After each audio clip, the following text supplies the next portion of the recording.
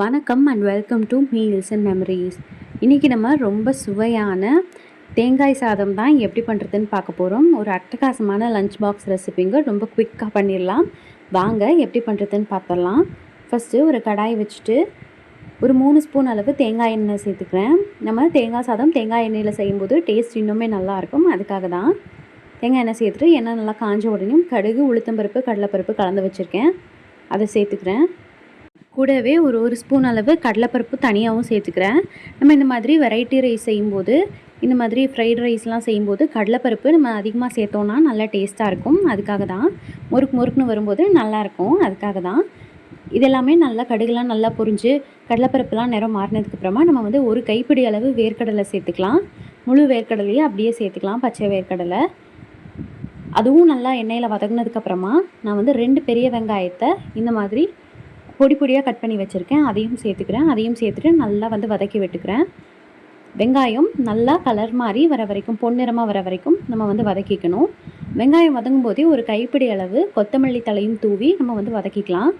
நம்ம இந்த மாதிரி கொத்தமல்லி தலை முன்னாடியே சேர்த்து வதக்கும்போது டேஸ்ட் நல்லா அட்டகாசமாக இருக்கும். அதே சமயம் வாசனையாகவும் இருக்கும். அதுக்காக தான் இப்போது வெங்காயம், கொத்தமல்லி தலை வதங்கும் போதே ஒரு 3 வரமிளகாயை மேலே இருக்க காம்பு, உள்ளே இருக்க விதையெல்லாம் நீக்கினதுக்கப்புறமா கொஞ்சம் உடச்சிட்டு 4-3 உடச்சிட்டு அதை நான் சேர்த்துக்கிறேன். இப்போ பாருங்கள், வெங்காயம்லாம் நல்லா கலர் மாறிடுச்சு இல்லையா? இந்த ஸ்டேஜில் நம்ம தேங்காய் சேர்த்துக்கலாம்.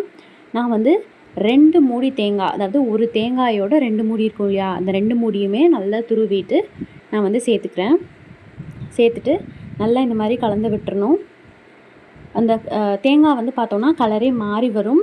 கொஞ்சம் சுருங்கின மாதிரி கலரே தேங்காயே பொன்னிறமாக மாறி வரும். அது வரைக்கும் நம்ம வதக்கிக்கணும்.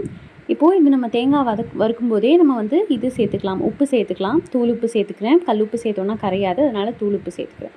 உப்பு சேர்த்துட்டு நல்லா கலந்து விட்டுறணும். நல்லா கலந்துக்கோங்க.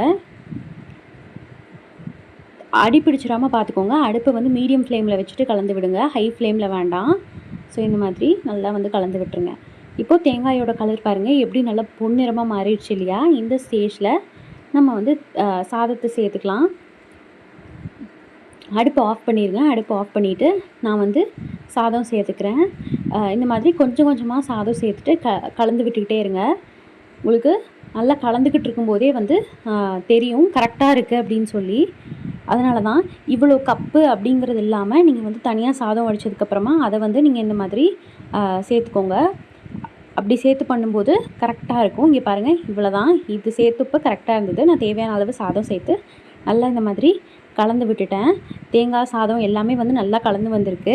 அவ்வளோதான், ரொம்ப அட்டகாசமான தேங்காய் சாதம் ரெடி ஆகிடுச்சு. நீங்கள் ரொம்ப குயிக்காக பண்ணிடலாம். லஞ்ச் பாக்ஸுக்கு அட்டகாசமான ரெசிபி. கண்டிப்பாக செஞ்சு பார்த்துட்டு எப்படி வந்துச்சுன்றதை கமெண்ட்ஸில் பதிவு பண்ணுங்கள். இந்த ரெசிபி உங்களுக்கு பிடிச்சிருந்துச்சுல அப்போ இந்த வீடியோக்கு லைக் பண்ணிவிட்டு நம்ம சேனல் மீல்ஸ் அண்ட் மெமரிஸை சப்ஸ்கிரைபும் பண்ணிக்கோங்க. டாடா, பாய்.